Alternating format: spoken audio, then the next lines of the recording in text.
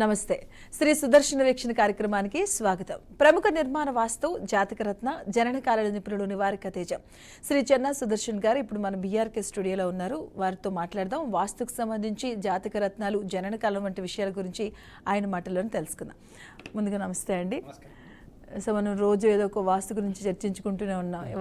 పరిష్కార మార్గాలు కూడా చెప్తూ ఉన్నారు. అండ్ అలాగే నేను ముందుగానే మీకు చెప్తున్నాను, స్క్రీన్ మీద స్క్రోల్ అవుతూ ఉంటాయి సుదర్శన్ గారి పర్సనల్ నెంబర్స్ కూడాను. ఆ నెంబర్స్ కాల్ చేయండి. మీరు పర్సనల్గా ఆయన అపాయింట్మెంట్ తీసుకుంటే ఇంకా మీకు చక్కటి పరిష్కార మార్గాలను అయితే అందించగలరు. ఎందుకంటే ఇక్కడ మనకి దొరికే టైం కూడా తక్కువ ఉంటుంది కాబట్టి. అండ్ వాస్తు గురించి మాట్లాడినప్పుడు నిన్న ఒక అతను కాలర్ మాట్లాడినప్పుడు పూజ గది గురించి అందరికీ ఉండే డౌటే అది, ఎటువైపు మొక్కాలి మనం. ఆగ్నేయంలో మనకి వంటగదిని సూచిస్తూ ఉంటారు, ఈశాన్యంకి వచ్చేసరికి ఎక్కువ మోస్ట్ ఆఫ్ ద టైం మనం ఈశాన్యం వైపే మనం చూస్తారు. సో అది నేను మీరు చెప్పేటప్పుడు అలా ఉండకూడదు అని చెప్పారు. దాని గురించి ఒకసారి. ఈశాన్యంలో ఎట్టి పరిస్థితులు కానీ దేవుని గది లేదా దేవునికి స్థానం అనేది కేటాయించకూడదని మేము మా ఊర్లో జరిగిన ఒక సంఘటన చెప్తామండి. దొరసానపల్లి ఏరియాలో ఒక సాయిబాబా గుడి కడతా ఉన్నారు. జరిగిన సంఘటన 2005లో. అంతా ఆయనే దగ్గరుండి ఆ స్థలం కొన్నింది ఆయనే, కట్టడం మొదలుపెట్టింది ఆయనే, చందాలు వసూలు చేసుకుంది ఆయనే. తీరా నాకు ఒకసారి వాస్తు ప్లాన్ ఇచ్చినారు అది కట్టేటప్పుడు. ఇస్తేనా అప్పుడు మా గురుగారి దగ్గర ఉన్నా, ఒకసారి చూడండి ఇది అనేసి ఇచ్చినాడు ఆయన. ఇస్తేనా పరిశీలన చేసి క్లోజ్లేండి కొంచెం చూసి, ఇది స్వామి ఇట్లా ఉండకూడదు, దీన్ని మార్చుకోవాలని చెప్పిన. ఆయన ఊరంతా కాదు కదా, రాష్ట్రం అంతా చూపించాడు ఆ ప్లాన్. చూపిస్తే ఇది లేదు, ఇది విరుద్ధం అనే అంట.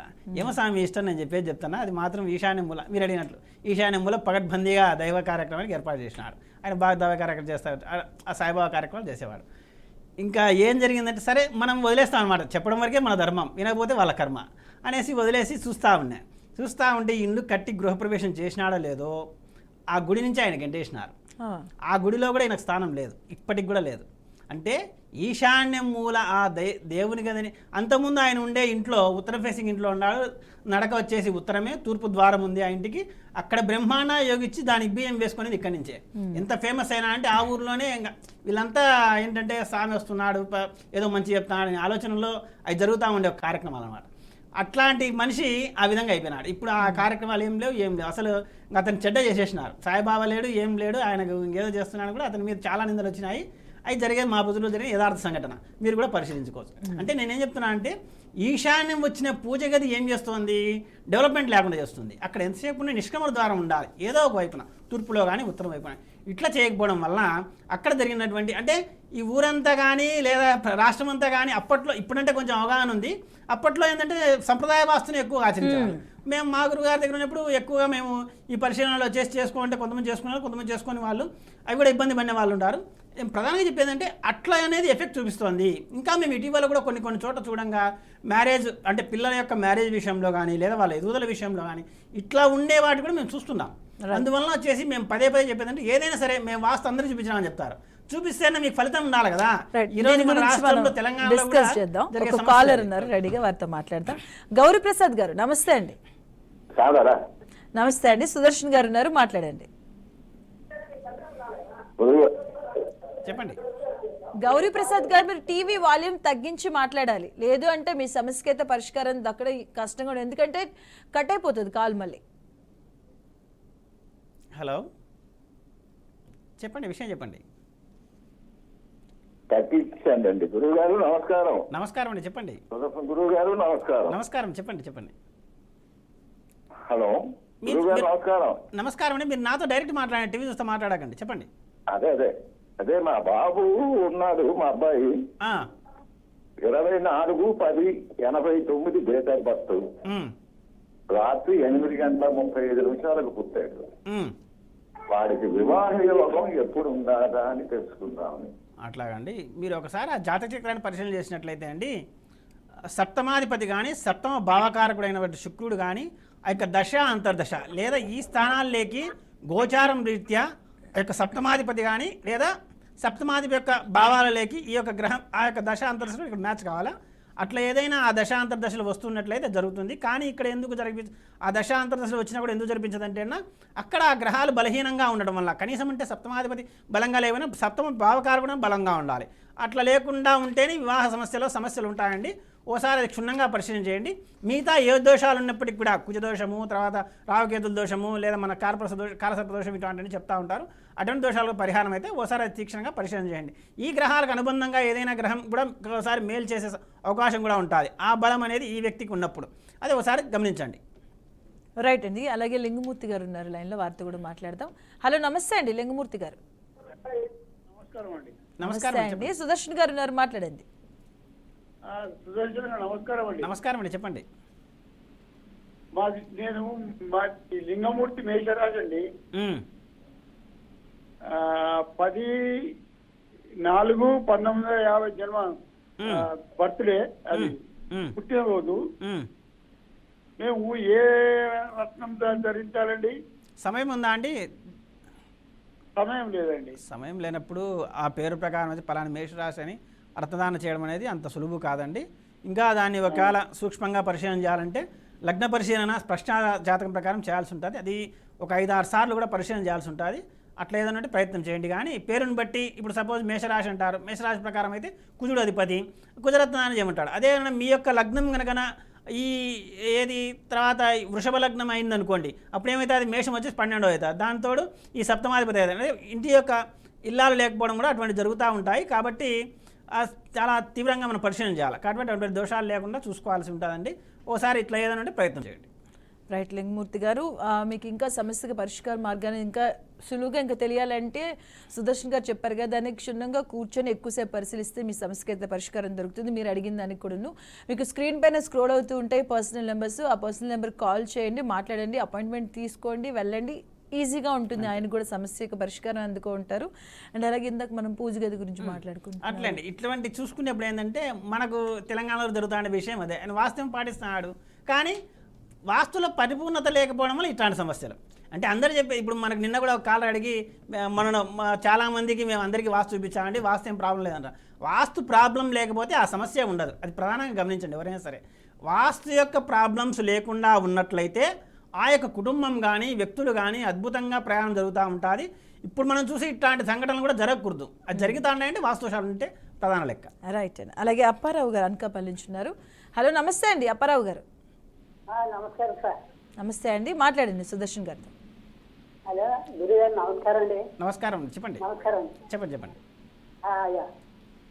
నమస్కారం అండి. నమస్కారం, చెప్పండి. ఇప్పుడే మామూలు ఈశాన్యంలో దేవుడి దగ్గర పెట్టకూడదని గురుగారు చెప్పారు. చెప్పండి చెప్పండి చెప్పండి. సుదర్శన్ గారు, మీరు టీవీ వాల్యూమ్ తగ్గించి మాట్లాడాలి. ఫోన్లోనే మాట్లాడండి, టీవీ తర్వాత చూద్దాం. అలాగే సార్. ఇప్పుడు మామూలుగా దిక్కులు పెట్టి మామూలుగా విభజన మూడు భాగాలుగా చేయాలంటారా? అదే అండి. ఇప్పుడు మనం సపోజ్ తూర్పు భాగాన్ని 3 భాగాలు చేసినట్లయితే ఇటువైపు భాగం వచ్చేసి ఈశాన్యం అవుతుంది, మధ్యస్థానం వచ్చేసి తూర్పు అవుతుంది, ఆ తర్వాత స్థానం ఆగ్నేయం అవుతుంది. అంటే ఇప్పుడు ఆగ్నేయంలో వంట చేసుకున్నప్పుడు ఆగ్నేయం నుంచి ఒకవేళ చిన్న చిన్న ఇళ్ళలో అయితే ఆ యొక్క వాష్ ఏరియా ఏదైనా ఇస్తారో అక్కడ ఒక అడుగు వదిలిపెట్టి, ఇక్కడ ఈశాన్యం నుంచి ఒక అడుగు వదిలిపెట్టి అక్కడ మధ్యలో 2 అడుగులు వచ్చినా సరే ఆ యొక్క పూజకి ఏర్పాటు చేసుకోవాలి. అది నెంబర్ 1 పాయింట్. ఒకవేళ గదులు ఏర్పాటు చేసుకునే విషయంలో అయితేనా ఆ యొక్క వంటగది తర్వాత వచ్చే వాళ్ళకు ఈ పక్కన వచ్చేసి లేదా అల్యూమినియం పార్టిషన్ కానీ లేదంటే గ్లాస్ పార్టిషన్ కానీ చేసుకొని అది చేసుకున్నట్లయితే ఎటువంటి ఇబ్బంది ఉండదండి. కానీ పూర్తి ఈశాన్యంలో ఎంతసేపు నిష్కంఠ ద్వారం ఉండాలి, అది మనం వాడుతూ ఉండాలి. దైవస్థానం అని ఎందుకు చెప్పినారంటే అంత పవిత్ర స్థానంగా చెప్పినారు. ఇక్కడ మా ప్రేక్షకులు గమనించాలి. ఆ దైవస్థానం అనేది దైవానికి వదిలిపెట్టేస్తే ఆ యొక్క మంచిని మీకు ఎప్పుడు అవ్వాలా, కాబట్టి అవ్వడానికి అవకాశం ఉండదు. కాబట్టి ఇట్లా ఈ విధంగా చేయండి, చాలా బాగుంటుంది. రైట్ అండి. అలాగే కిషోర్ గారు ఉన్నారు, వారితో కూడా మాట్లాడదాం. హలో, నమస్తే అండి కిషోర్ గారు. హలో సుదర్శన్ గారు, నమస్తే అండి. నమస్కారం అండి, చెప్పండి. మాట్లాడండి. నేను కూడా పూజ గది గురించి అడగాలనుకుంటున్నాను. సంతోషం అండి, చెప్పండి. ఇప్పుడు వంటగది నుంచి మనం బయటకు వస్తే రైట్ సైడ్ కి సౌత్ వాల్, ఇది ఆగ్నేయం అవుతుంది కదండి. అవునండి.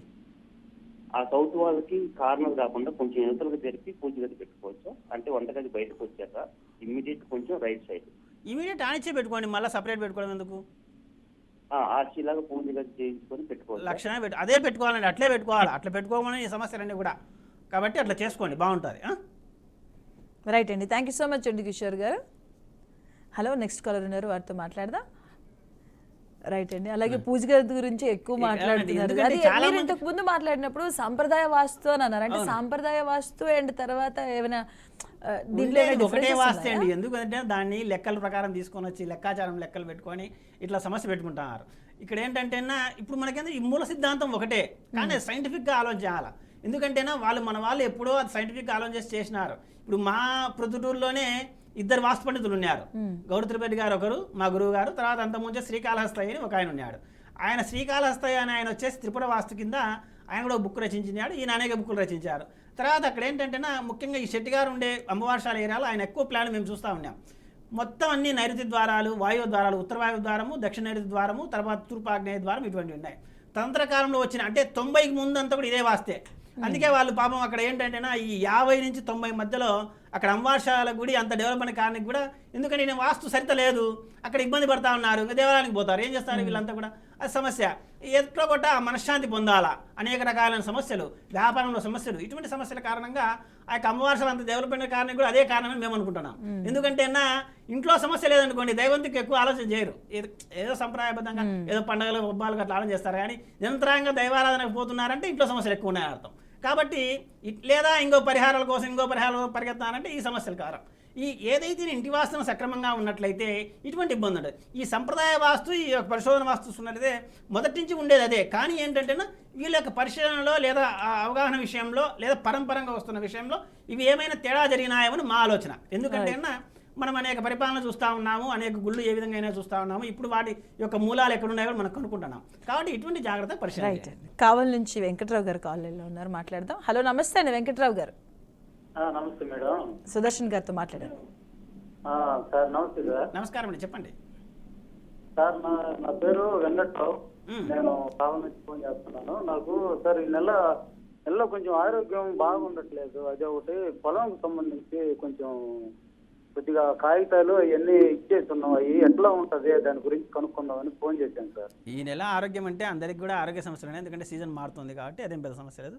కానీ ఇదే ఆరోగ్య సమస్య రేపు నెల కూడా ఉన్నట్లయితే ఖచ్చితంగా దశ అంతర్దశలో ఏదో సమస్య ఉందని డేట్ ఆఫ్ బర్త్ టైం నిమిషాలు ఉన్నట్లు ఆలోచన చేయొచ్చు.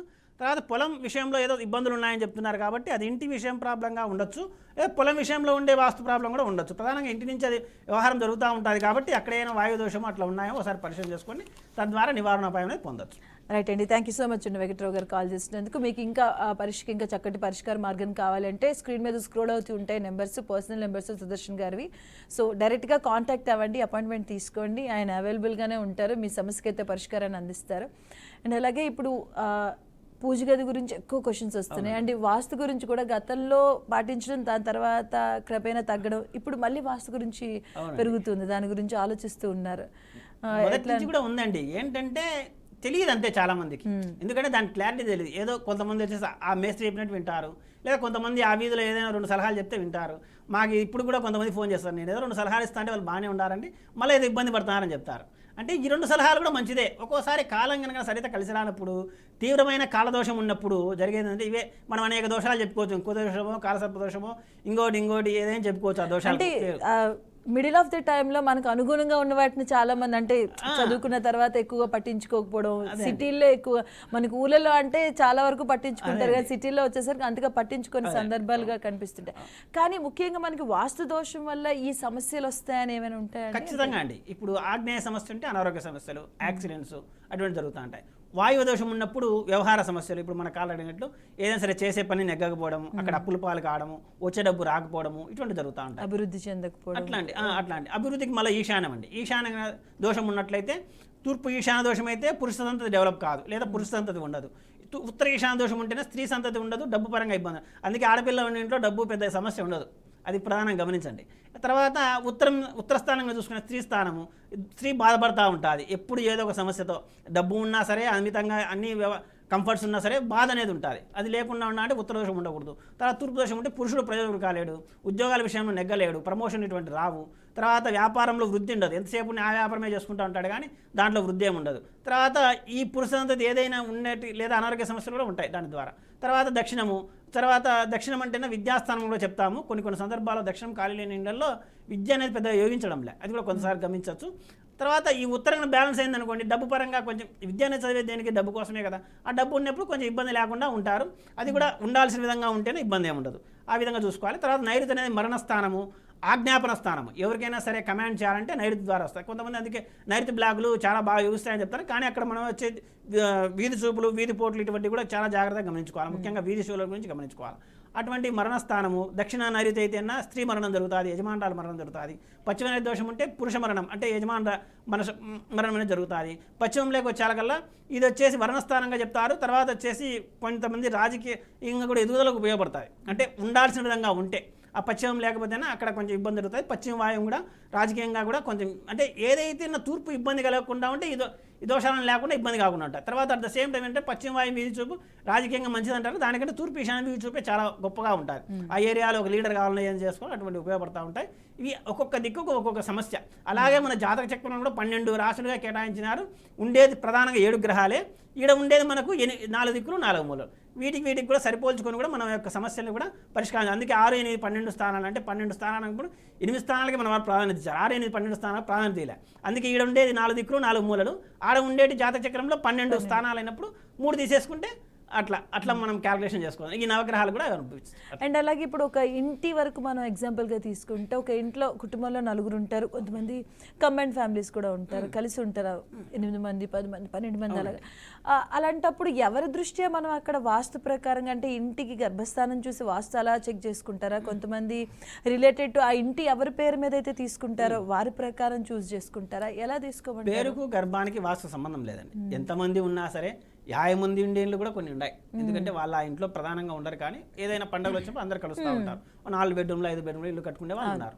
అటువంటి సందర్భంలో కూడా వాస్తు బలం ఉండే చోటు ఉంటే వాళ్ళకు కూడా తగాదాలు ఉండవు. అది ప్రధానంగా మేము పులివెందులోకి ఇల్లు చూసినప్పుడు వచ్చేసి అంటే ఇప్పుడు చాలా మంది మధ్యలో చాలా మంది ఇప్పుడు కమెంట్ ఫ్యామిలీ ఉంటే అరే మీ తమ్ముడు కొంచెం ఎదుగుతున్నారు వాస్తుపరంగా బాగుంది, కానీ అదే ఇంట్లో ఉంటున్న అన్నకి మాత్రం బాగుండదు. అలా ఏంటంటే కంబైన్డ్ గా ఇండ్లు ఉన్నప్పుడు ఆ సమస్య ఉండదు.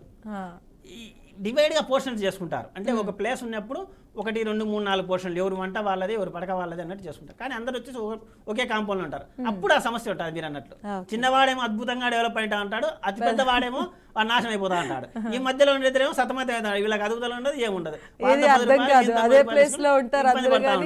నలుగురు చూసినప్పుడు ఆ ఇంటి యొక్క పరిస్థితిని మనం చూసుకుంటా ఉండొచ్చు. అందుకే మనం చెప్తున్నాడు వాస్తుదోషం లేని సమస్య ఉండదు. అది కాలం యొక్క ప్రభావం ఏలినాడు శని పట్టినటువంటి కుజదోషం ఉన్నటువంటి కాలదోషం ఉండేటువంటి కూడా రక్షిస్తారు వాస్తు అనేది. ఎందుకంటే ప్రకృతి మన ప్రొటెక్షన్లో మనం ఉండాలంటే అది మనకు మేలు చేస్తూ ఉంటుంది. ఇది చాలా జాగ్రత్తగా గమనించాలి. అంటే ఇప్పుడు మీరు అన్నట్టు పోర్షన్స్గా ఓకే, బట్ ఒకే ఇంట్లో కంబైన్డ్ ఫ్యామిలీ అనేది ఉంటుంది కదా, అలాంటప్పుడు బెడ్రూమ్స్ ఉన్నప్పుడు అదేం సమస్య ఉండదండి. బెడ్రూమ్స్లో కూడా వీళ్ళు చేసేది ఏంటంటే తప్పు, బెడ్రూమ్స్ ఎక్స్టెండ్ చేసి టాయిలెట్లు ఇవ్వడం అటువంటి చేస్తూ ఉన్నప్పుడు ఆ సమస్య జరుగుతాయి. ఇప్పుడు సపోజ్ నైరుతి బెడ్రూమ్లో అంటే కుటుంబ పెద్ద ఎవరైతే వాళ్ళు ఉంటారు, అప్పుడు వాయువు ఎక్స్టెన్షన్ చేసి బాత్రూమ్ ఉందనుకోండి, ఆర్థిక సమస్యలు, భార్యాభర్త మధ్య సమస్యలు ఇటువంటివి ఉంటాయి. అదే ఆగ్నేయం ఎక్స్టెండ్ చేసి ఉంటే ఆరోగ్య సమస్యలు, ఆపరేషన్లు, అనారోగ్యాలు ఇటువంటి ఎక్కువ జరుగుతూ ఉంటాయి. ఇవి చాలా జాగ్రత్తగా గమనించాలి. అట్లాంటి ఇబ్బంది పడతాయి, కానీ మిగతా అయితే ఇబ్బంది ఏం లేదు. అంటే వాస్తు ప్రకారంగా టాయిలెట్స్ వండుకోవడని ప్లేసెస్ ఏమంటారు? ఇక్కడ వచ్చి సాధారణంగా అంటే ఈశాన్యంలో ఎట్టి పరిస్థితుల్లో టాయిలెట్లు ఇవ్వకూడదు. తర్వాత తూర్పులో కానీ ఉత్తరంలో కానీ బాత్రూమ్స్ చేయొచ్చు, కానీ టాయిలెట్లు ఇవ్వకూడదు. ఇది ప్రధానంగా గమనించండి. అంటే వాష్ ఏరియా కోసం మేము ప్రధానంగా చేస్తామంటే తూర్పు, ఉత్తరము, ఈశాన్యము ఇవి వచ్చేసి మనకు చాలా మేలు చేసేటివి. అంటే ఆ యొక్క స్థానాలు అనేది గృహానికి హార్ట్, లంగ్స్ ఇటువంటి ప్రధానమైన స్థానాలు అన్నమాట. అట్లా మన బాడీ పార్ట్లో ఏ విధంగా అయితే ఇంపార్టెంటో అట్లా అవి ఇంపార్టెంట్. కాబట్టి అందుకే మనకు మన వాళ్ళు సంప్రదాయం చూపించడం కూడా ఈ యొక్క వాస్తు పురుషుని కూడా అక్కడ తల, భుజాలు అవి చూపిస్తూ ఉంటారు. అదేంటంటే మీరు అంతా చూసుకోండి అని. అంటే మన వాళ్ళు చెప్పింది కరెక్టే, కానీ అవగాహన లోపంతో ఇట్లా ఇబ్బంది పడుతున్నారు. కాబట్టి అట్లా చూసుకున్నట్లయితే ఇట్లా టాయిలెట్ ఇక్కడ ఉండదు. తూర్పు ఆగ్నేయంలో ఉత్తర వాయువులో మాత్రమే టాయిలెట్ ఇవ్వాలి. అది కూడా మీరు గమనించండి. పశ్చిమ వాయువులో కానీ దక్షిణాగ్నేయం టాయిలెట్ ఇవ్వకూడదు. అది కూడా చాలా అది కొలతల విషయంలో మనం చూసుకోవచ్చు. తర్వాత నైరుతులు అయితే ఇవ్వకూడదండి, అదే పనిగా అయితే ఇవ్వకూడదు. గతంలో ఉండేటివైతే దాన్ని డిస్టర్బ్ చేసుకోవాల్సిన పని లేదు, అదే పనిగా. కానీ సెప్టిక్ ట్యాంక్ కూడా టాయిలెట్ మాత్రం అస్సలు పనికిరావు నైరుతిలో. అది చాలా జాగ్రత్తగా గమనించండి. ఒకవేళ ఫ్రెష్గా కట్టుకునే వాళ్ళకి మాత్రం అది ప్రిఫర్ చేయకండి. ఎందుకంటే అది ప్రధానంగా స్టోర్ రూమ్ కానీ లేదంటే బెడ్రూమ్కే ప్రధాన ప్రాధాన్యత ఇవ్వాలి. ఎందుకంటే ఆజ్ఞాపన శక్తి అంటే మనం ఏదైనా సరే ఒక మూల అనేది సక్రమంగా మనం అనుసరించినట్లయితే ఆ యొక్క ఎఫెక్ట్, మంచి ఎఫెక్ట్ కూడా మనం అనుభవించాలి.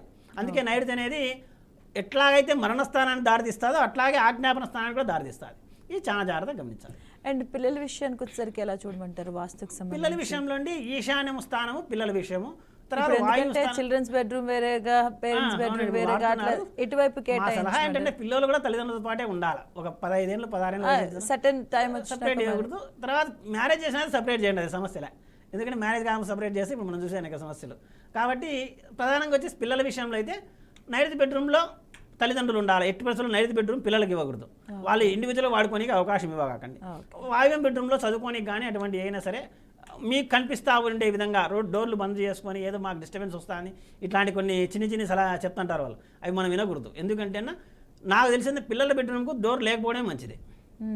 ఈ 15 ఏళ్ళు, ముఖ్యంగా 15 ఏళ్ళు 20 ఏళ్ళ వయసులో డోర్ లేకపోవడమే మంచిది. వాళ్ళ డిస్టర్బెన్స్ కానీ ఏమైనా కానీ మీరు కావాలంటే ఇంట్లో టీవీలో అయినా ఆఫ్ చేసుకొని వాళ్ళకి ప్రైవసీ ఇవ్వండి, కానీ అట్లా చేసుకోండి. సహజంగా మీరు అన్నట్లు ఒకవేళ పిల్లలు ఎదుగుదల అవుతున్నారంటేనా వాళ్ళు కుటుంబ పోషకులైనారనుకోండి, వీళ్ళు ఏమిటంటే కొంత మెత్తబడి ఉంటారు. ఇప్పుడు 50 ఏళ్ళ వయసు వచ్చినప్పుడు వచ్చేసి వీళ్ళ ప్రాణాదే ఉంటుంది, అంతా వాళ్ళదే ఉంటుంది మెయింటెనెన్స్ అంతా. అప్పుడు వచ్చేసి నైరుతి బెడ్రూమ్ వీళ్ళు వాడాలి. ఏదైతే వీళ్ళు ముసలి ఉంటారో వీళ్ళు వచ్చేసి వాయువులో కానీ లేదా దక్షిణం బెడ్రూమ్లో కానీ వాడుతూ ఉంటే ఇప్పుడు మీరు ఇప్పుడు అలా దానికంటే ఇప్పుడు అలా చెప్పారు కదా, దానికి ఎక్స్టెన్షన్గా చాలా మంది అంటూ ఉంటారు, అంటే కేటగిరీ చేస్తుంటారు, పెద్దవాళ్ళు ఫస్ట్లో ఉండాలి, తర్వాత చిన్నవాళ్ళు ఉండాలి, పెద్దవాళ్ళకి ఫస్ట్ బెడ్రూమ్ ఇవ్వాలి, అట్లా కేటగిరీ అంటే నైరుతి బెడ్రూమ్లో పెద్దవాళ్ళు ఉండాలి, తర్వాత దక్షిణంలో వచ్చేసి ఆ తర్వాత వాళ్ళు సెకండ్ వాళ్ళు ఉండాలి, తర్వాత వచ్చేసి పశ్చిమంలో వచ్చేసి థర్డ్ వాళ్ళు, వాయువ్యంలో బెడ్రూమ్ వచ్చినప్పుడు మళ్ళీ మిగతాది అంటే 1 2 3 4 అట్లా. పేరెంట్స్ ఉన్న వాళ్ళు అంటే పేరెంట్స్ అంటే ఎవరైతే కనుక కమాండింగ్గా అక్కడ ఉంటున్నారో వాళ్ళు నైరుతి వాడాలి. ఇప్పుడు ఈ మనకు చాలా మందికి ఈ అవగాహన లేని సమస్య అదే. ఎందుకంటే తల్లిదండ్రులకైనా నైరుతి బెడ్రూమ్ ఇచ్చేస్తారు, వాళ్ళే ₹1 సంపాదించినది ఆరం భారం మోసేదే ఉండదు. అప్పుడు దానివల్ల ఏమైతే అది వీళ్ళు వచ్చిన ఇంట్లో కొనడం, ఈ పిల్లలు ఏవైతే పెళ్లి చేసుకుని వాళ్ళు వెళ్ళిపోవడం. ఈ సమస్య ప్రధానంగా ఎవరైతే కుటుంబ పోషణ వ్యక్తిగా ఆరం భారం మోస్తూ ఉంటారో అది నైరుతి వాడుతూ ఉంటేనా, ఎందుకంటే వాళ్ళ మాటే చెల్లుతుంది కాబట్టి మిగతా సభ్యులతో వాళ్ళ కంట్రోల్లో ఉంటారు, ఇబ్బంది లేకుండా ఉంటుంది. ఇది ప్రధానంగా ఆలోచన. రైట్ అండి. శ్రీనివాస్ గారు అన్నారు కాల్ లైన్లో, మాట్లాడదాం. పల్నాడు నుంచి శ్రీనివాస్ గారు, నమస్తే అండి. అదేనండి, నమస్తే అండి. నమస్తే అండి, సుదర్శన్ గారితో మాట్లాడండి. చెప్పండి శ్రీనివాస్ గారు. నమస్తే అండి. నమస్కారం, చెప్పండి. మాది పర్వత వాకిలి అండి. పర్వత వాకిలి 4 గదులు. మనం ఎంత చేసినా కలిసి రావట్లేదండి. ఇంటి ప్రాబ్లం ఏమైనా ఉందా అనేది ఒక ఆలోచన అండి. తూర్పు ఖాళీ ఉందా అండి? వాస్తు ప్రాబ్లం ఉందా లేకపోతే ఏమేమి విషయం తెలియట్లేదండి. అడుగుతున్నా చూడండి, తూర్పు ఖాళీ ఉందా ఇంటికి? తూర్పు ఖాళీ ఉందా ఇంటికి? మీరు పరమరాకిలి కదా అది. తూర్పు ఖాళీ ఉంది, ఈశాన్యం కొంచెం ఎక్స్ట్రా పడుతుందండి. తూర్పు ఈశాన్యంలో ద్వారం ఉందా ఇంటికి?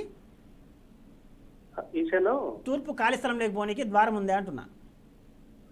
తూర్పు ఉందండి. ఉంది, ద్వారం ఉంది. ఉత్తర ద్వారం ఉందా? ఉత్తరం లేదండి. ఉత్తర ద్వారం ఏర్పాటు చేసుకోండి. ఉత్తరం ఏమన్నా ఖాళీ స్థలం ఉందా లేదా? ఖాళీ స్థలం ఉందండి. ఉంటే మంచిదండి. అందుకే మీకు ఎందుకంటే డబ్బు సమస్య అటువంటివి ఉంటాయి. ఉత్తర ద్వారం ఏర్పాటు చేసుకోండి. తద్వారా ఇంకోటి ఏంటంటే వెస్ట్ ఫేసింగ్ హౌస్ కాబట్టి పడమర ఎంత ఖాళీ స్థలం ఉందో తూర్పులో కూడా దానికంటే ఒక్కడికన్నా ఎక్కువ ఉండాలి. అది ఎక్కడ మీరు ఎలా ఈశాన్యం పెరిగిందంటున్నారు కాబట్టి ఆగ్నేయంలో చెక్ చేసుకోవాలి. అంటే పశ్చిమ నైరుతి ఎంత ఖాళీ స్థలం ఉందో దానికంటే కూడా తూర్పు ఆగ్నేయం ఒకటికన్నా ఖాళీ ఉండాలి. ఇది స్ట్రైట్గా ఉన్నట్లయితే అది కొంచెం జాగ్రత్తగా గమనించుకొని తద్వారా ఇబ్బంది లేకుండా ఉంటుంది. రైట్ శ్రీనివాస్ గారు, థ్యాంక్ యూ సో మచ్ అండి కాల్ చేసినందుకు. నేను మళ్ళీ ఒకసారి చెప్తున్నాను ప్రేక్షకులకు, సుదర్శన్ గారు పర్సనల్ నెంబర్స్ అనేవి స్క్రీన్ పైన స్క్రోల్ అవుతూ ఉంటాయి. ఆ నెంబర్స్కి మీరు కాల్ చేయండి, పర్సనల్గా మీట్ అవ్వండి. మీకు ఎందుకంటే మనకి ఇక్కడ కూడా చాలా తక్కువ టైం దొరుకుతుంది మీతో డైరెక్ట్గా మాట్లాడడానికి కూడా. అంత తొందరగా మనం మీ సమస్యకి అయితే పరిష్కార మార్గాన్ని అందిస్తారు ఖచ్చితంగా. బట్ ఇంకా మీరు డైరెక్ట్గా మాట్లాడితే ఇంకొంచెం ఎక్కువ మీకు డౌట్స్ ఏమైనా ఉన్నా కూడా క్లారిఫై అవుతాయండి. Right, thank you so much అండి కాల్ చేసినందుకు. అలాగే ఇంకోటి మనం వాస్తు గురించి ఇంతకు పిల్లల గురించి అడిగినప్పుడు చాలా వరకు చూస్తున్నాడు, ఇప్పుడు ఇన్స్టాగ్రామ్లో కానీ చాలా వరకు వస్తున్నాయి, సోషల్ మీడియాలో ఇది చేస్తే అది చేస్తే చాలా మంది అంటే ఈ వస్తువు అంటే ఇప్పుడు నైరుతిలో పెడితే ఇది మంచిది, లేదు ఈశాన్యంలో పెడితే ఇది మంచిది. ఇప్పుడు రీసెంట్గా ఈ సీడ్స్ సంబంధించి ఎవరైనా నవధాన్యాలు కానీ నైరుతిలో పెడితే మంచిది, తెల్లావాలని అట్లా వస్తుంది. అది ఉంటుందా అసలు? ఎగ్జిట్ అవుతుందా అసలు? అసలు మేము అదే చెప్తున్నామండి. ఏదైతే అంటే కొన్ని పదార్థాలు కొన్ని ప్లేస్లో వాస్తుపరంగా పెడితే ఏం లేదండి, దానివల్ల ఏం ఉపయోగం లేదు. అవి ఎందుకంటే మీకు అందుకే చెప్తున్నా, ప్రజలు ఏ దానికి అలవాటు పడినారు, ఫ్రీ అనే దానికి అలవాటు పడినారు. కాబట్టి వీళ్ళు ముందు ఏం చెప్తారంటే ఒకటి చెప్పేసి ఉంటారు, ఒకటి చెప్పేసి ఉంటే దానివల్ల అది ఎంతమందికి వెళ్ళిపోతుంది, కొన్ని వందల మందికి వెళ్ళిపోతుంది. కనీసం 100 మందికి 100 మందిలో ఒక్కడి కనెక్ట్ అయినా కూడా రేపు మళ్ళీ సమస్య వచ్చినప్పుడు అది చేసినప్పుడు మళ్ళీ ఇబ్బంది మళ్ళీ కాంటాక్ట్ అవుతాడు. కాంటాక్ట్ అయినప్పుడు ఏమవుతుంది, ఇంకా హోమం చేయాలనో లేదా నా దగ్గర ఒక రెమెడీస్ ఉన్నాయి ₹1,00,000 అవుతుంది, అది పే చేసుకుంటాడు. అప్పుడు గతంలో జరిగింది కదా ఇప్పుడు జరుగుతాయని ఆలోచన చేస్తారని వాళ్ళ ఆలోచన. అంటే ప్రజలు తెలివైన వాళ్ళే, మేము ఇక్కడ వాళ్ళని తప్పుపట్టడంలే. కానీ ఇటువంటి యొక్క సందర్భంగా మీరు ఇంకా ఏంటంటే సోషల్ మీడియా గురించి అడుగుతున్నారు కాబట్టి కొంతమంది నెగిటివ్ ఎనర్జీ అని చెప్తున్నారు, కొంతమంది మిషన్లు చెప్తున్నారు. ఆ మిషన్ తయారు చేసిన నెగిటివ్ ఎనర్జీ మేము చూపించినాక కూడా ఆయన ఇంకా అది వేరే వేరే విషయాలు చాలా ఒకరిని మనం విమర్శించడం ద్వారా ఇది చెప్పడం లేదు. అనేక విధాలుగా ఏదున్నా సరే ఒకటి మాత్రం గుర్తుపెట్టుకోండి, శ్వాస అనేది ముక్కు ద్వారా తీసుకోవాల్సిందే. వేరే వెంటిలేటర్ మీదనో లేకపోతే మనం అటువంటి వేరే వేరే పరికరాల ద్వారా శ్వాస తీసుకున్నప్పుడు అది ఉపయోగపడదు. అదే మనం ఇంటికి చేసుకోవాలి. ఎంతసేపు ఉన్నా ఆ ఇంటికి ఆ ముక్కు ద్వారా ఈ యొక్క శ్వాస వస్తుందా లేదని ఆ ఇంటికి చూసుకోవాలి. ఎప్పుడైతే ఇంటికి శ్వాస సక్రమంగా అందుతుందో, సక్రమ మార్గం నుంచి అందుతుందో, అందుకే చాలామంది ఏంటంటే వాస్తు అంటే గాలి వెళ్తురే ఎట్టుంటే ఏమవుతుంది, మీ మనసు సక్రమంగా పెట్టుకొని అంటారు. మీ మనసు సక్రమంగా ఆడ ప్రకృతి సహకరించాలి కదా. ఇప్పుడు మనం అనుకుంటాం తెల్లవాలేసి పూజ చేయాలి లేదా ఆ పని మీద అని, పోనిస్తే కదా ప్రకృతి పోనీయదు. ఎందుకంటే ఆ యొక్క ప్రకృతి ప్రభావం ఆ ఇంటి మీద ఉంటుంది కాబట్టి ఈ యొక్క పరిసర వాస్తుని చాలా జాగ్రత్త పరిశీలన చేసుకొని చాలా జాగ్రత్తగా విశ్లేషణ చేసుకోవాలి. అండ్ వాస్తు అండ్ జాతకం రిలేటబుల్ అంటే లేదంటే అది సెపరేట్? వాస్తు సెపరేట్, జాతకం సెపరేట్ అండి. వాస్తు బాగుంటే జాతకాన్ని కూడా మార్చేస్తారు. మీ హస్తరేఖలు మీరు చూసుకోవాలి. ఎందుకంటే చాలా మంది ఇప్పుడు ఇల్లు తీసుకునేటప్పుడు కూడా సరే నీ జాతకం ఇప్పుడు బాగుంది నువ్వు తీసుకుని నీ పేరు మీద తీసుకో అంటూ ఉంటారు. కనెక్షన్ చేస్తా ఉంటారు. వాస్తు ప్రకారం ఉన్న ఇంట్లో ఏ జాతక సమస్యలు అయినా సరే, అంటే నేనేం చెప్తున్నా అంటే కాలం కూడా కలిసి వచ్చిన బ్రహ్మాండంగా ఉంటారు. కానీ ఇక్కడ మేము చాలా జాగ్రత్త గమనిస్తుంది అంటే కాలం అనుకున్నప్పుడు వాస్తు సలహాలు తీసుకోలేకున్నారు. అది మేము చాలా బాధపడుతున్న విషయం. మీ యొక్క ఏదైనా సరే దైవ సాధన చేయమంటారు, అక్కడ కూడా మీ కృషి ఉండాలి కదా. మీ కృషి లేకుండా ఏమైనా జరుగుతుందా? జరగదు. కాబట్టి అలా విధంగా ఏదైనా సరే మేము బాగుపడాలా, మేము బాగుండాలా, మా కుటుంబం బాగుండాలా అని వీళ్ళు కానీ ఆలోచన చేసినట్లయితే ఇటువంటి ఎన్నో యొక్క దుష్ఫలితాలను ఇప్పుడు మనం చూస్తున్నట్టు రేపు ఇంకా 10 రోజుల్లో శుక్రుడు రాహు కలుస్తాడు. ఎన్ని మన విపరీత పరిణామాలు చూడాలనో మీకే చూస్తారు, అది చూడండి. ఎందుకంటే గతంలో మనకు 2-3 కాళ్ళు కలిసినాయి కాబట్టి అటువంటి విషయాలు ఇంకా మనం కొన్ని ఎక్కువ వినాల్సి వస్తుంది. జాగ్రత్తగా గమనించండి. రైట్ అండి. అలాగే వాస్తు సంబంధించి జాతక రత్నాలు, అది రత్నాలు అనేవి మీరు దాని గురించి కూడా చూస్తారు. ఓన్లీ అందరూ వాస్తు అని అనుకుంటుంటారు కానీ రత్నాల గురించి కూడా కొంచెం చెప్పండి. ఇక్కడ ఏంటంటే ఏదైనా సరే డేట్ ఆఫ్ బర్త్ టైం నిమిషాలు సహా ఉన్నట్లయితే అద్దెకు ఉండేటోళ్ళు ప్రధానంగా వాళ్ళు కూడా, ఎందుకంటే ఈ యొక్క కాల ప్రభావం ఏదైనా వాళ్ళకు దేవుడు ఇచ్చిన ఒక గిఫ్ట్ అనమాట. ఏదైనా సరే సమయం సక్రమంగా ఉంది, తర్వాత పెద్దలు నిర్ణయించాలంటే పెద్దలు కూడా వాళ్ళకు ఒక ఏర్పాటు చేసిన ఒక సాధనం కింద చూసుకోవచ్చు. ఆ విధంగా రత్నదానం చేయడం వల్ల ఏదైనా సరే వాస్తు దోషాలు ఉన్నప్పటికీ కూడా వాస్తు దోషాన్ని బయటపడేదానికి కూడా అది అవకాశం వస్తుంది. మన ఇటీవల సంప్రదించిన వాళ్ళలో ఒక ఆయన ఫస్ట్ వచ్చేసి అపాయింట్మెంట్ రత్నాన్ని తీసుకున్నాడు. రత్నం తీసుకున్న తర్వాత మళ్ళీ నెక్స్ట్ 2 రోజులకే మళ్ళీ వచ్చేసి ఒకసారి ఇల్లు కూడా చూద్దామని ఆలోచన వచ్చింది. లేకపోతే ముందు ఈ స్టెప్పే లేకపోతే దానికి వెళ్ళలేడు. ఏదో ఒక స్టెప్ తీసుకోవాలి. అంటే మనకి వాస్తు ఎంత బాగున్నా సరే అంటే సరే జాతకం మనకి ఎంత హై రేంజ్ లో ఉన్నా కూడా వాస్తు అనేది ఖచ్చితంగా మనం చూసుకోవాలి. మనం చూస్తున్న దుష్ఫలితాలన్నీ కూడా ఏ టైంలో ఏం జరుగుతుందో మనం చెప్పలేము. ఒక ప్రధాన పార్టీ కూడా అంత పెద్ద ఏలినే పార్టీ కూడా ఈరోజు తెలంగాణలో ఇబ్బంది పడుతుందంటే వాస్తు దోషమే. ఎందుకంటే కాల ప్రభావం ఉన్నప్పుడు ఏ కనపరావు, అన్ని వెళ్ళిపోతూ ఉంటాయి. కాలం తక్కువైనప్పుడు జరిగే దుష్ప్రభావాన్ని ఎవరు దాన్ని మార్చలేరు. అది చాలా జాగ్రత్తగా గమనించాలి. నష్టం అనేది కూడా కోలుకోవాలంటే చాలా కష్టంగా ఉంటుంది. వాస్తు మళ్ళీ బలంగా ప్రకృతి సహకరిస్తే తప్ప ఆ నష్టాన్ని నుంచి కోలుకోలేరు. Right, thank you so much Sudarshan గారు. కాలర్స్ అడిగిన వాళ్ళ సమస్యలు కూడా చక్కటి పరిష్కార మార్గాలను కూడా అందించారు. అండ్ మరొకసారి కూడా చెప్తాను, స్క్రీన్ పైన స్క్రోల్ అవుతూ ఉంటాయి సుదర్శన్ గారు పర్సనల్ నెంబర్స్ కూడా కాల్ చేయొచ్చు, అపాయింట్మెంట్ తీసుకోవచ్చు. మీ సమస్యకి అయితే చక్కటి పరిష్కార మార్గాన్ని అయితే అందిస్తారు. ఇది వాళ్ళ సుదర్శన్ వీక్షణ కార్యక్రమం.